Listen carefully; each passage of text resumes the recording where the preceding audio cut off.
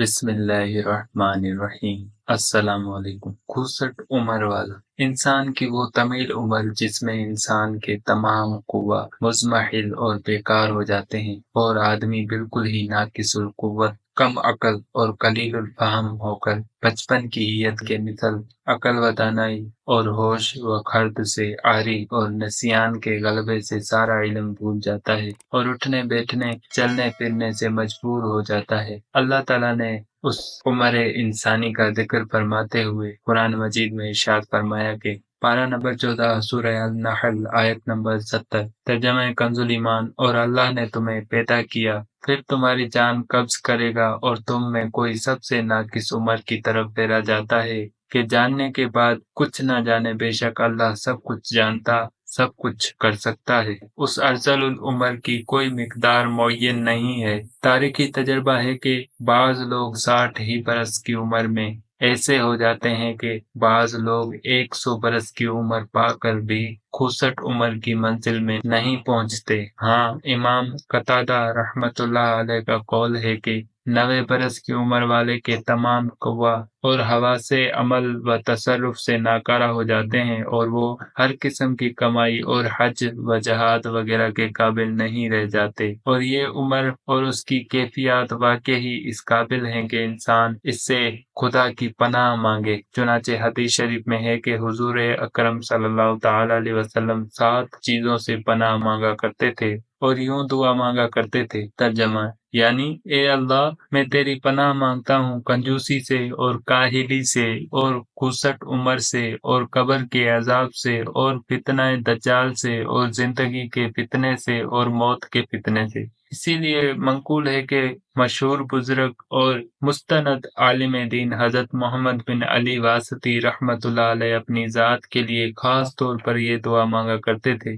तर्जमा यानी, ए अल्लाह, मुझे इतने जमाने तक जिंदा मत रख कि मैं किसी पर बोझ बन जाऊं। तू इससे कबल मेरी दस्तगीरी फरमा ले कि मैं हर मिलने वाले से उठते वक्त ये कहूँ कि तुम मेरा हाथ पकड़ लो। हदीस शरीफ में है और बाज लोगों ने इसको हजरत अकरमा का कौल बताया है कि जो शख्स कुरान को पढ़ता रहे वो अर्जलुल उम्र यानी 65 को ना पहुंचेगा, और ऐसे ही जो कुरान में गौर व फिक्र करता रहेगा और कुरान पर अमल भी करता रहेगा वो भी उस 65 उम्र से महफूज रहेगा। जिंदगी और मौत और कम या ज्यादा उम्र ये अल्लाह ताला ही के कब्जा व इख्तियार में है। वो जिसको चाहे कम उम्र अता फरमाए, जिसको चाहे तवील उम्र बख्शे। किसी इंसान को हरगिज इसमें कोई दखल नहीं है। इंसान को चाहिए कि बहरहाल खुदावंदे कुद्दूस की मर्जी पर साबिर व शाकिर रहे। हाँ, अलबत्ता ये दुआ मांगता रहे कि अल्लाह ताला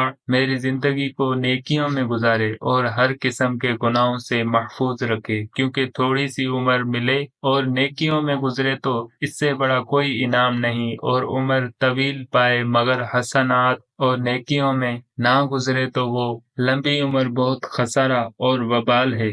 और उसका हर वक्त ध्यान रखे कि किसी बूढ़े शख्स की बेअदबी ना होने पाए, बल्कि हमेशा बूढ़ों का एजाज व एहतराम पेश नजर रहे। क्योंकि एक हदीस में है कि एक शख्स ने दरबार रिसालत में फिक्र व फाका की शिकायत की तो हुजूर अकरम सल्लल्लाहु ताला अलैहि वसल्लम ने फरमाया कि लअलका मशीअता इमाम शेख, यानी गालिबन तुम किसी बूढ़े आदमी के आगे आगे चले होगे, ये उसी की नहुसत है। बेवकूफ बुढ़िया। मक्का मुकरमा में एक बुढ़िया रेता बिनते साद बिन तमीम करशिया थी, जिसके मिजाज में वहम और अकल में फतूर था। वो रोजाना दोपहर तक मेहनत करके सोत काता करती थी और दोपहर के बाद वो काते हुए सोत को तोड़कर रेजा रेजा कर डालती थी और अपनी बांदियों से भी तुड़वाती थी। यानी रोजाना का उसका मामूल था।